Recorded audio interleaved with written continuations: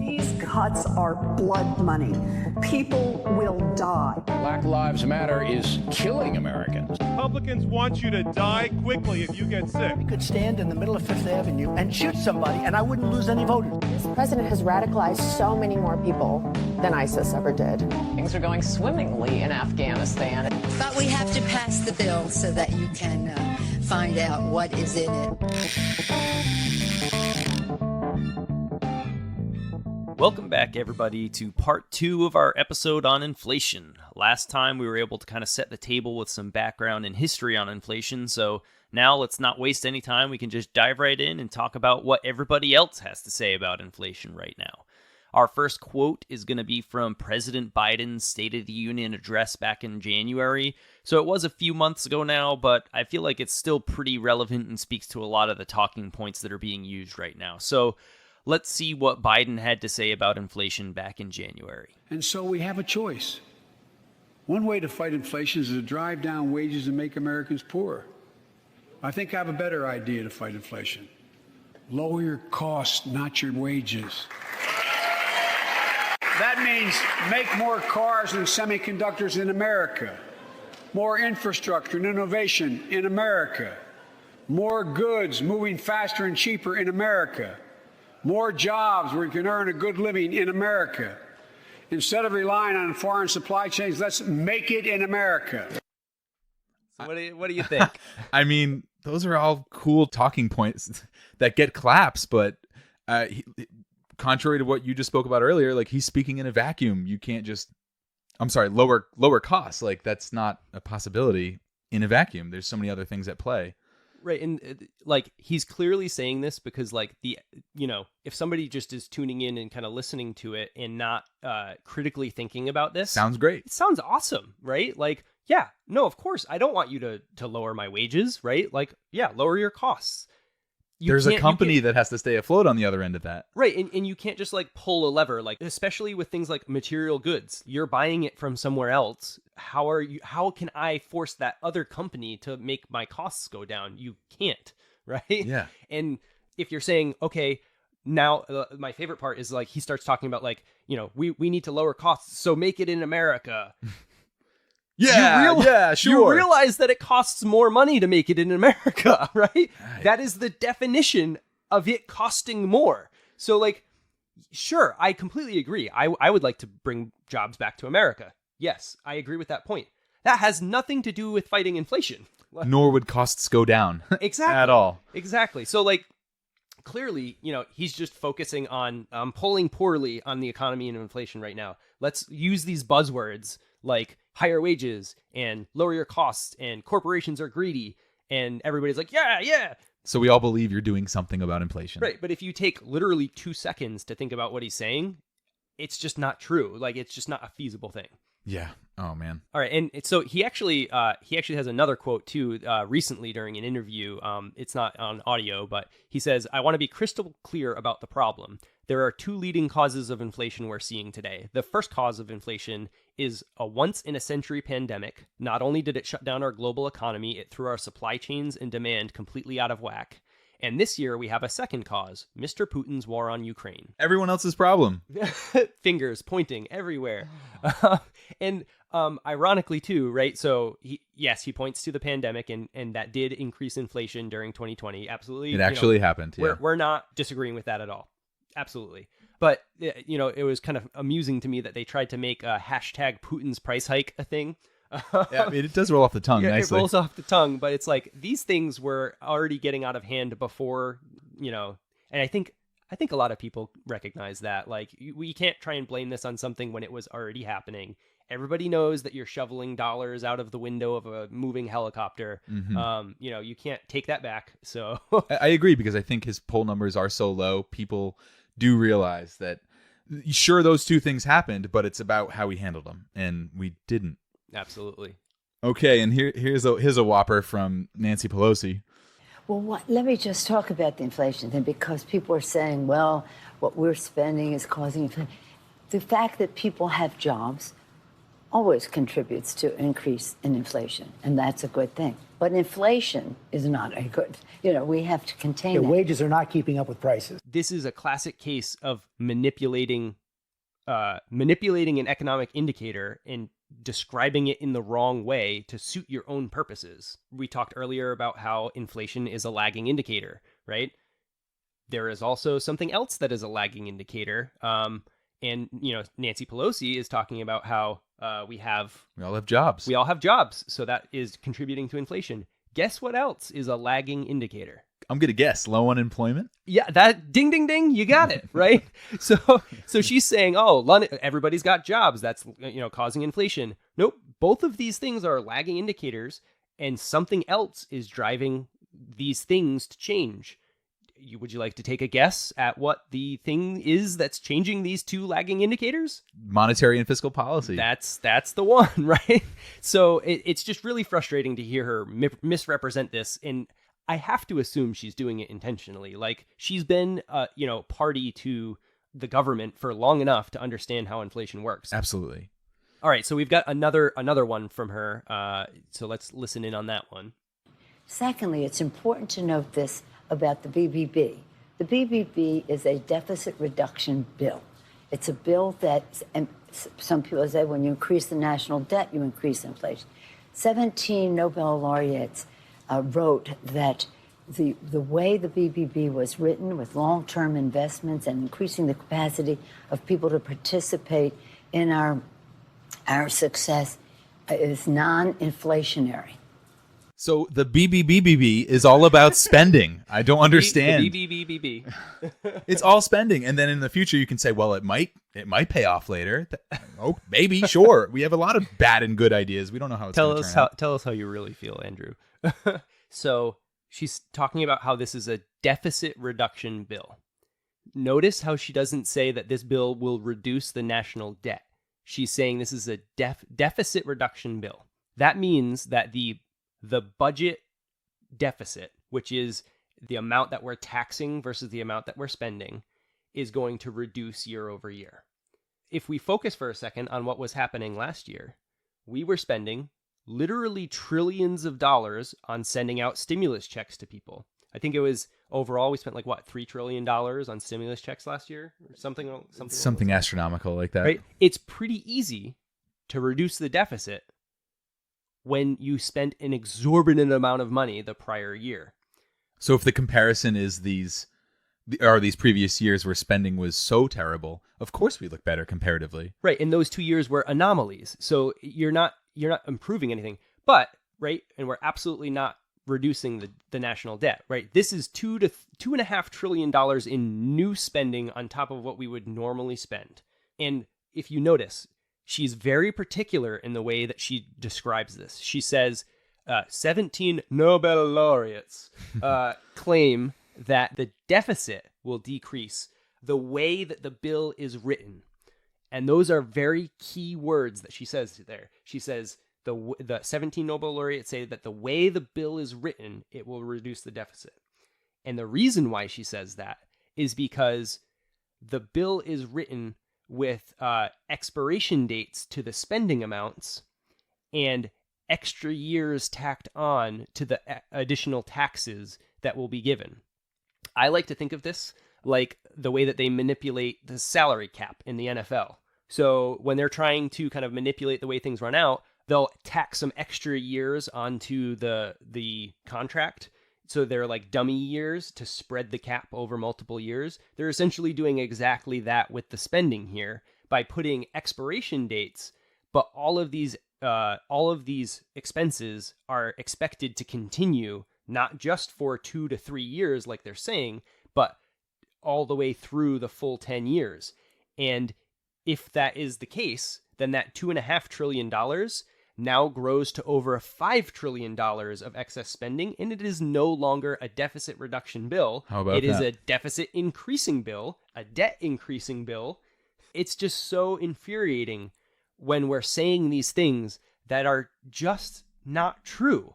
And we're doing it for a specific agenda that we're trying to accomplish. We're intentionally deceiving people by saying that we're reducing the deficit when we're not. Yeah. And you're kind of playing on people's lack of ability to follow up on most of this stuff. And on face value, like you said, it looks better than what it is. And you can't start these programs for a handful of years and then, like, we're already committed. We have to continue to fund them for them to be effective, will be the argument down the road. Right. And we have to rely on other people, exactly like what you were saying, to mine this data.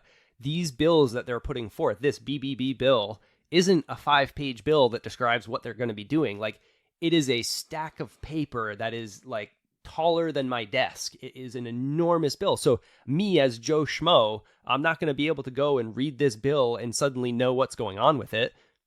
I have to rely on other people to sift through this enormous bill and tell me what it means. And if you let the government tell you what it means, as we just discovered, they're lying to you, straightforward. And there's also something else that's key here too, right? So she's talking about these 17 Nobel laureates. Did you dig up on them?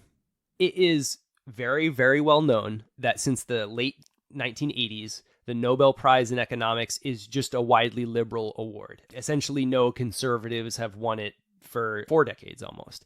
So, and it's liberal in a political sense, not the economic sense, because liberal, they mean the opposite from economics and politics.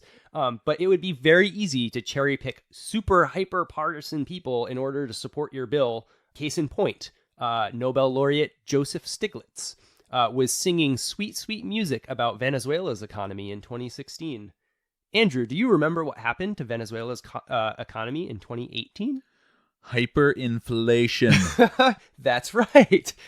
Disaster. So literally one of these Nobel laureates that's saying, this is a great bill, this BBB is a fantastic bill, was saying the exact same thing about an economy that very soon after experienced hyperinflation. So not sure I trust. don't know if I want to hitch my wagon to this individual, right? I would rather look at the fundamentals of this bill and say, this bill is increasing spending. Spending for inflation is bad. Sometimes the simple answer is the right answer, right? Also, one good thing that came out of the pandemic, I think, was people kind of realizing that just because you're credentialed or hold a high position, it does not necessarily mean that your political leanings aren't going to influence what you support and promote. And that's both sides, yeah. Right, both sides, exactly, right? Just because somebody is, a professor, or somebody is, holds a high rank in the government, it doesn't mean that they don't have political views that are going to kind of bleed into what they're trying to say. So just saying this bill is good because 17 people said it's good, you kind of have to take it with a grain of salt. And I'm not saying that we don't trust anybody, right? And I'm not saying that we don't take what they have to say, but you can give it a lens of critical thinking before you just kind of accept it as truth. The truth is you have to dig. Right. All right, and I feel like we're beating up on Speaker Pelosi right now, but we've just got one more that we got to go to. So take a listen to this. And we have legislation that is so transformative for our country. When you see what President Biden has done in this year, whether it's the rescue package that has put money in people's pockets, taken people off of poverty, vaccines in their arms and the rest, you know that. Yes, but people aren't feeling it right now. No, I understand that. No, I understand that. But there has to be a cumulative effect. And part of the consequences of all of that investment in the infrastructure bill and the rest is that more people have jobs and therefore inflation goes up. So she starts talking about transformative legislation, and frankly, we're talking about inflation here. We're not concerned about whether or not we're transforming the nation. We just need to get rid of inflation, right? And then she starts talking about how, the American Rescue Package brought people off of poverty. I don't think a stimulus check has brought a single person off of poverty. It's such a temporary solution to things. It's just a wild statement to make. Most people spent it on food and rent and things they couldn't get by with previously.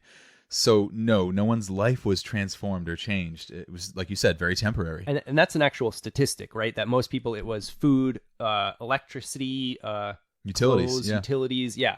Everyone's promoting their own bill and packages as if, it is great and transformative. And that's listening to someone speak about their own side's idea it's obviously inflated what they think about it or what they're trying to tell us about it.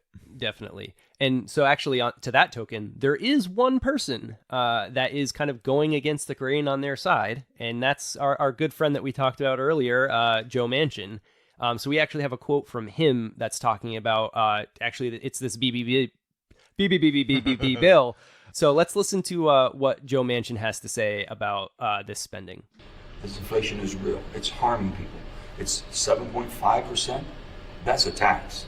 And it continues to increase. It's not decreasing. So the feds have to step up to the plate and do something. The administration has to do. We all have to work together right now to get our financial house in order. If not, it's going to be absolutely horrible what it's going to do to the American economy. And what do you think about just yesterday, Speaker Pelosi doubled down and, well, tripled or quadrupled down, I guess, on Build Back Better would help fight inflation? This is not a time to be throwing more fuel on the fire. We have inflation, and we have basically an economy that's on fire. You don't throw more fuel on the fire that's already on fire, causing the problems that we have. He's singing the same tune we are. I mean, and I don't know if it's acting or not. I know so many public heads are good at this, but just seeming to show empathy with the plight of the people and acknowledging what actually is happening, I think goes a long way. Like when you hear Pelosi previously, she's clearly just still marketing to us about an agenda, not admitting that there is something bad going on here, and we need to take a step back and think about it critically to actually address it. Yeah, and particularly, like, we are acknowledging here, like, Manchin is a Democrat, right? So he's going against his party and kind of saying this. This is not a popular opinion amongst his peers, not right? at all. So he's going to get flack for this. One could probably argue he's going in this direction because because that's his supporter base, right? He's from West Virginia. So, if he doesn't pursue this particular dialogue, then maybe he'll get voted out. But like, at least it does take a little bit of a backbone in order to be able to do this within your own party. One thing that I do kind of like, it's a little bit much is, when he's talking about like adding fuel to the fire, this economy is on fire, right? Like, it's a little bit much considering the historical context, right? We've talked about this, like, it's not a record. There has been higher inflation before. Like, yes, it is absolutely a concern. Maybe this is a little bit inflammatory, but I think the point is he's trying to get a focus on the fact that we need to address this, and it's related to spending. Absolutely. All right, so we have one here from do you know how to pronounce the last name of the White House press secretary who just left? Jen Psaki? Psaki. When I hear it, that's fine, but then I Psaki? read it and it's different. Yeah, it's Saki, like the great drink at the hibachi that they. That's the thing. Whenever I read it, I'm always thinking about hibachi, and I'm like, I'm assuming that maybe it's not pronounced that way, but maybe it is. I don't know. She's not the Saki you want. All right. So in a press conference, one of the White House press conferences, she was asked, why should Americans not be concerned that injecting another $1.57 trillion or more would raise inflation? And her response was, because no economist out there is projecting that. That's crazy. Yeah, right. Like, okay, so let's just sweep, Larry Summers, Stephen Ratner, all of the other people who have come against this that are, very well-renowned economists under the rug and pretend like they didn't say the opposite. It might be split down the middle, and that's what's crazy, to ignore, like, I would say roughly 50% or more. And not to say that you disagree with them, right? Like, if her response to those Americans is, because we have a different perspective on it, sure. But, like, this is... If there's one thing that I've learned while going through these quotes, is that Jen Psaki is the queen of gaslighting.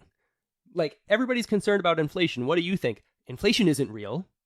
Like, absolutely. That's essentially what she said. If you exclusively listen to her, you would have zero pulse on actually what's happening in the country. Exactly. Absolutely. You know who I really miss? Who? Sean Spicer. Really? Do you remember that guy? I do. He was...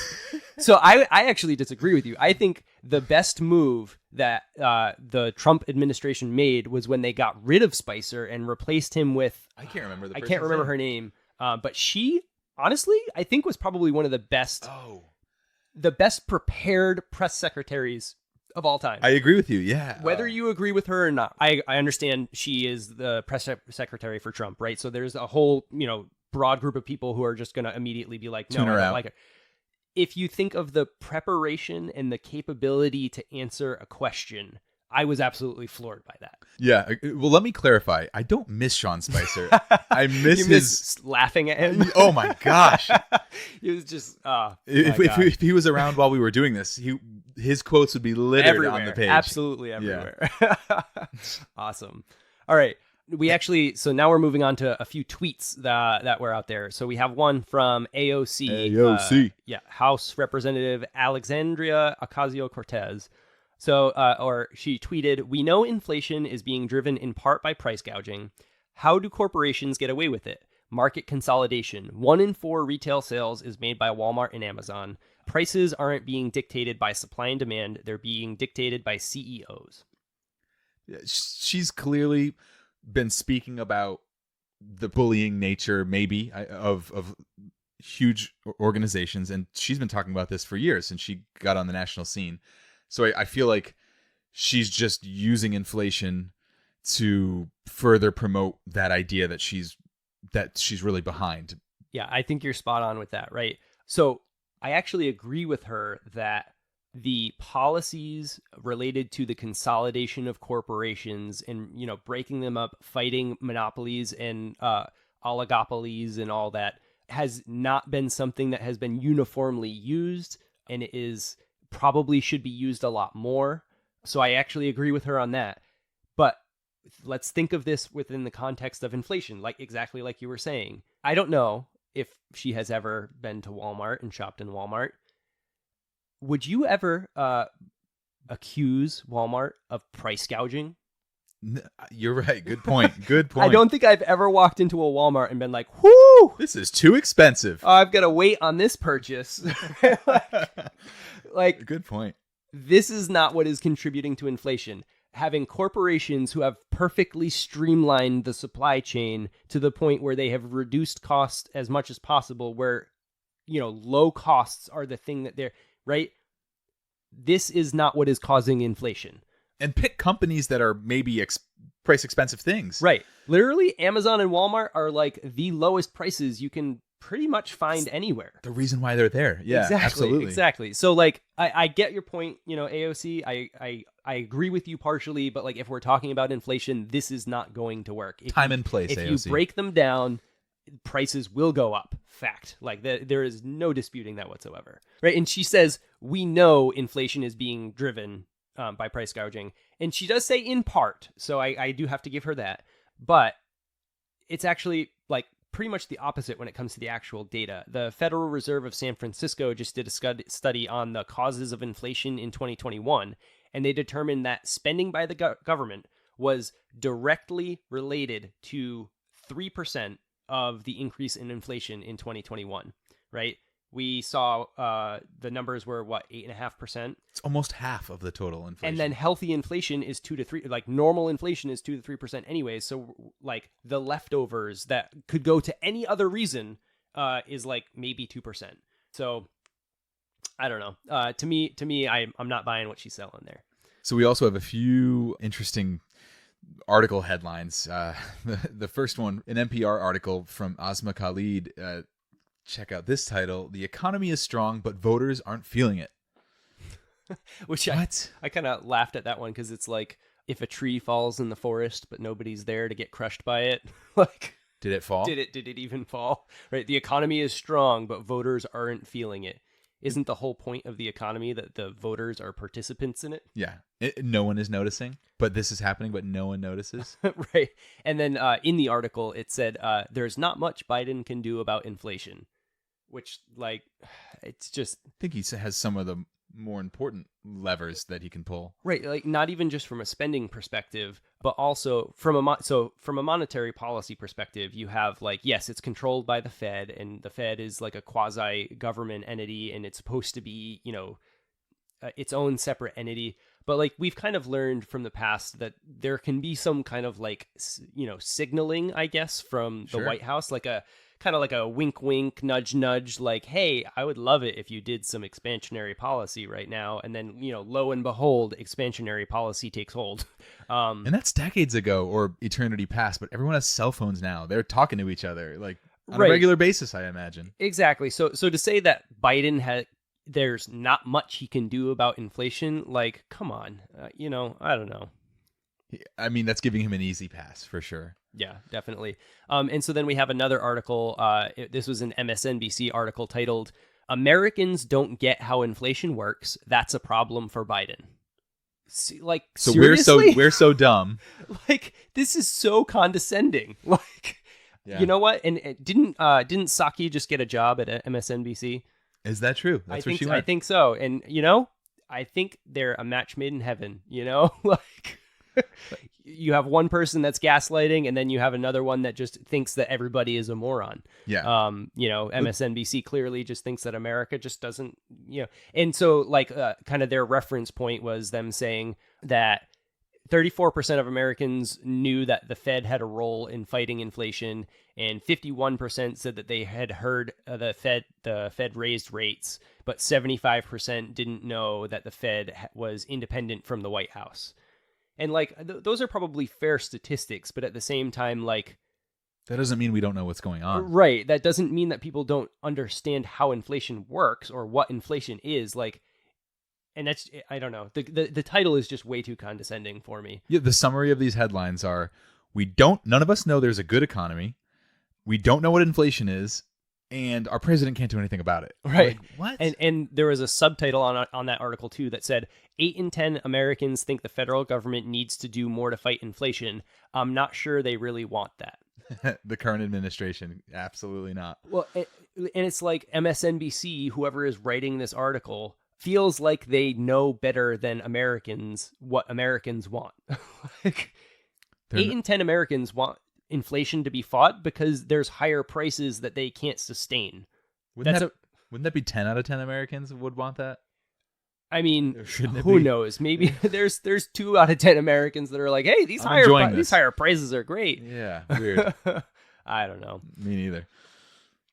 So then we also have a tweet from Kevin McCarthy. So this is a Republican representative who tweeted, "Inflation is running rampant due in part to out-of-control spending from President Biden and Speaker Pelosi." Not too far. I never saw myself aligning with Republicans as much, but these days it's easier too. And yeah, I mean, aside from, we mentioned earlier that, in the past, inflation actually did run rampant.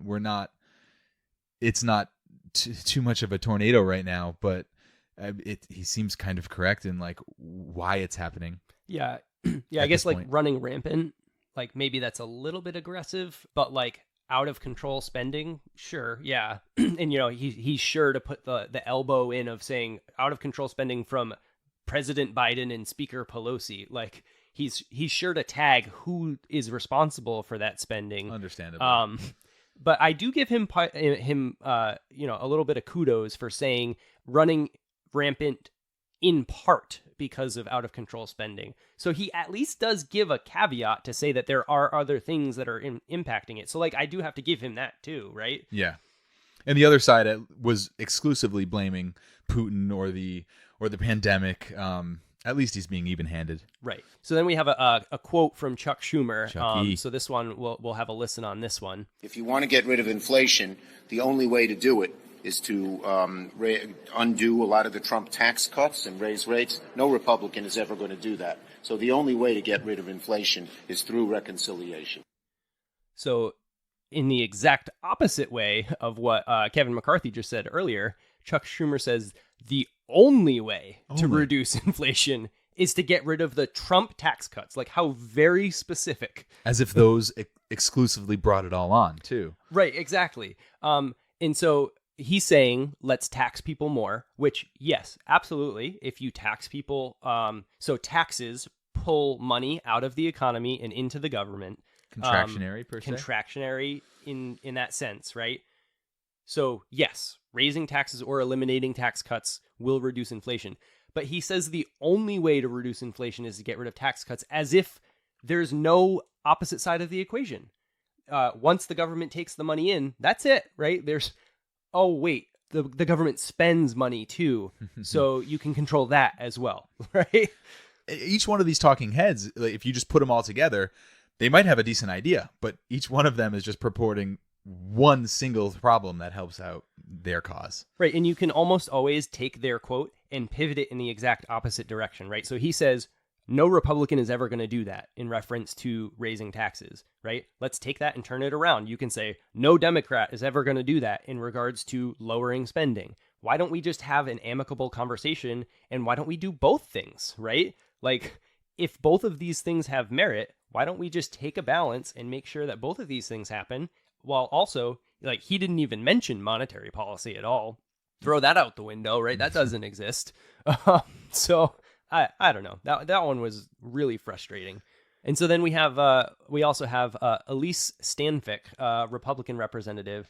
In a press conference, she said, inflation is skyrocketing because of Democrats' reckless and wasteful spending and reckless tax and spend policies. That's a mouthful.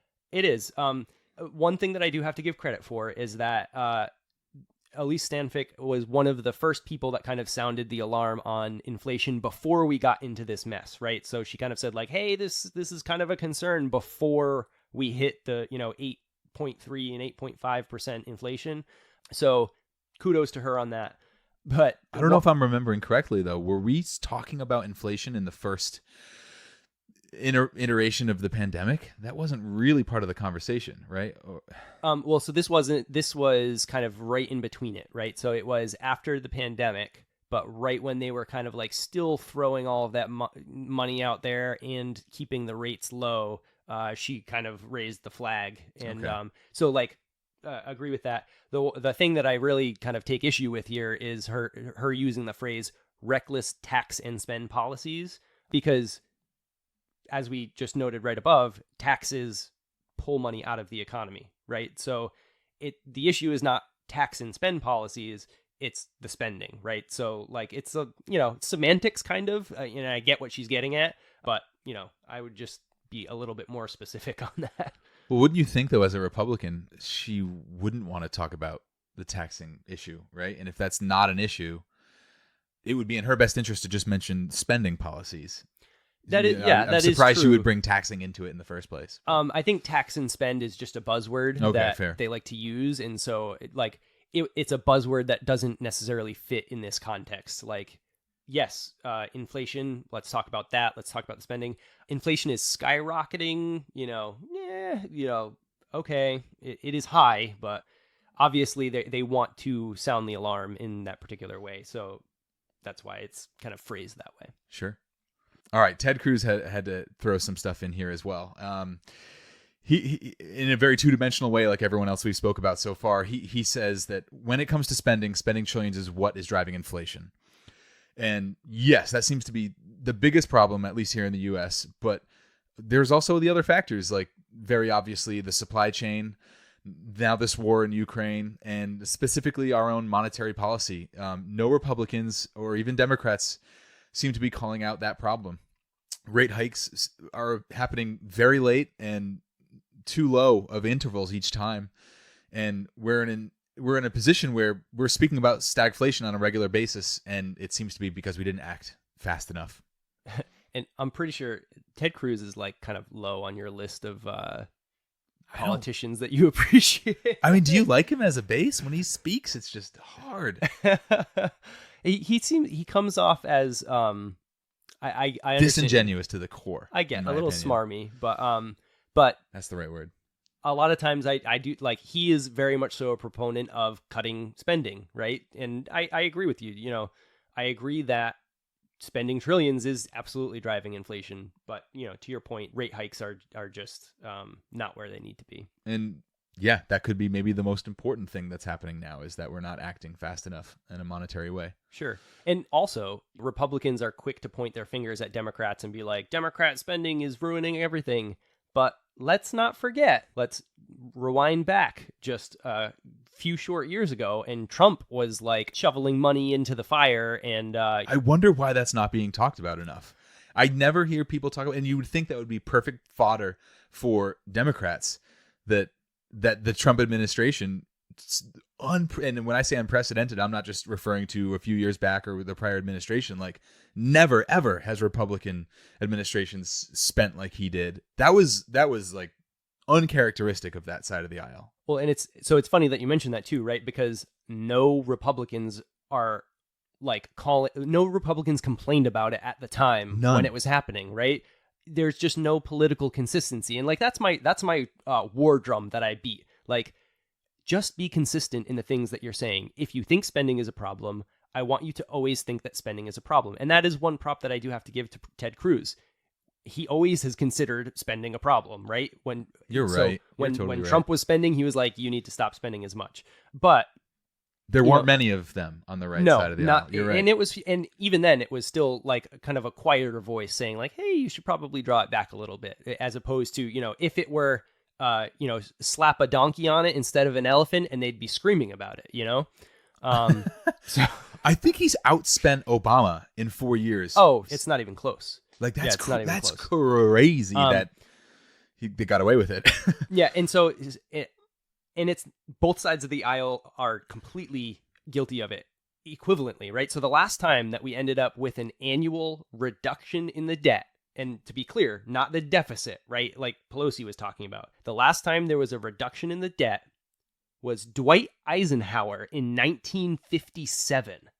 A lifetime ago. That is such a long time that no one has reduced the debt in just 1 year. Just one year that they reduced the debt. The last president to reduce the debt every year that they were in office, Calvin Coolidge in 1924 to 1929. He reduced the debt every year that he was in office. I've heard that before. I think it's worth digging in on another podcast. Like, I would love to know specifically how that played out, because I can't even imagine how that actually would have worked, because we don't do that. We can't do that now. Well, think about it. It was the roaring 20s, right? So you had a time where it is ripe for contractionary policy because your economy is doing great, and actually having a mind to take that money and pay off your debt as opposed to just letting it balloon up and up and up. We've gotten so used to it because the last 10 presidents have not cared whatsoever about the deficit, clearly, right?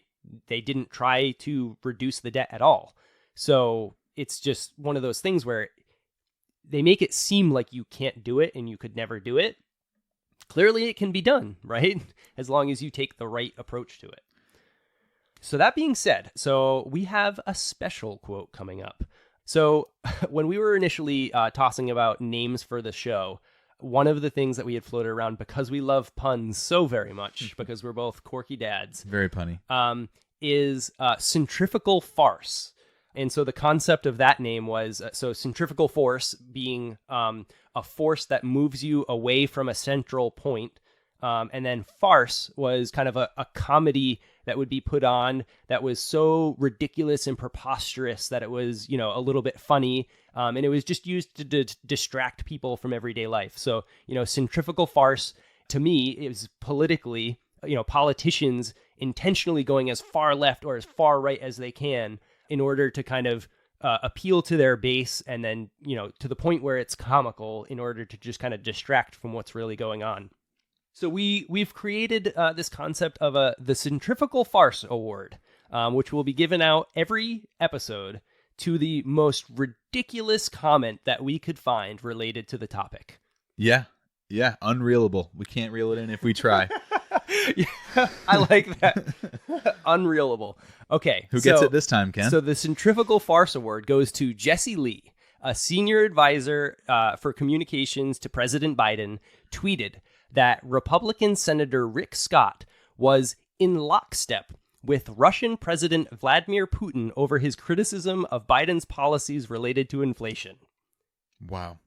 He is accusing someone of being in lockstep with someone who is one of the baddest dudes on the planet, committing, it can be described as genocide in an all-out war against a country that didn't ask for it.